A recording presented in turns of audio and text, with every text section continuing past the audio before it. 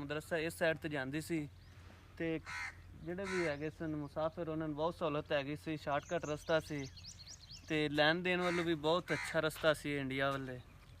ਤੇ ਇਹ 1893 ਦੇ ਵਿੱਚ ਬਣਾ ਸੀ।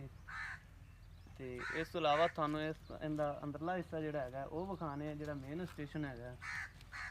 ਤੇ ਆਓ ਤੁਹਾਨੂੰ ਅੰਦਰ ਦਾ ਜੋ ਵੀ ਦਿਖਾਣਾ ਜੀ। ਅਸੀਂ ਇਸ ਟਾਈਮ ਮੌਜੂਦ ਹੈਗੇ ਆ ਅਮਰੂਕਾ ਸਟੇਸ਼ਨ। ਇਹ ਪੁਰਾਣੇ ਦੌਰ ਵਿੱਚ ਚਲਦੀ ਸੀ ਟ੍ਰੇਨ। ਇਹ ਜਾਂਦੀ ਸੀ ਭਾਵਲਪੁਰ, ਹਾਸਲਪੁਰ, ਮੰਡੀ ਸਾਦਕਗੰਜ ਤੇ ਪਾਵਲ ਨਗਰ, ਚਿਸ਼ਤੀਆ ਮੰਡੀ ਤੇ ਮਦਰਸੇ ਵਾਲੀ ਸਾਈਡ ਤੇ ਬਹੁਤ ਪੁਰਾਣੀ ਹੈ। 1983 ਵਿੱਚ ਬਣੀ ਸੀ ਤੇ ਪਲਾਨ ਤੇ ਜਿਹੜੀ ਚਲਦੀ ਸੀ ਤੇ ਬਹੁਤ ਸਹੂਲਤਾਂ ਹੈਗੀਆਂ ਸਨ ਇਸ ਟ੍ਰੇਨ ਦੀਆਂ। ਲੇਕਿਨ ਜਦੋਂ ਅਲੱਗਾ ਪਾਕਿਸਤਾਨ ਤੇ 1947 ਵਿੱਚ ਜਦੋਂ ਅਲੱਗਾ ਹੋਏ ਸਨ ਉਦੋਂ ਉਸ ਤੋਂ ਬਾਅਦ ਵੀ ਕੁਝ ਚੱਲਦੀ ਰਹੀ ਸੀ ਤੇ ਬੰਦ ਹੋ ਗਈ ਸੀ। ਤੇ ਇਹ ਅਮਰੂਕਾ ਸਟੇਸ਼ਨ 1983 ਚ ਬਣਾ ਤੇ ਇਹ ਉਹਨਾਂ ਦੇ ਸਟੇਸ਼ਨ ਦੇ ਹਾਲਾਤ ਹੋਏ ਪੈਣ। ਉਸ ਤੋਂ ਬਾਅਦ ਇਹ ਗੇਅਰ ਹੈਗੇ ਨੇ, ਗੇਅਰ ਬਕਸਾ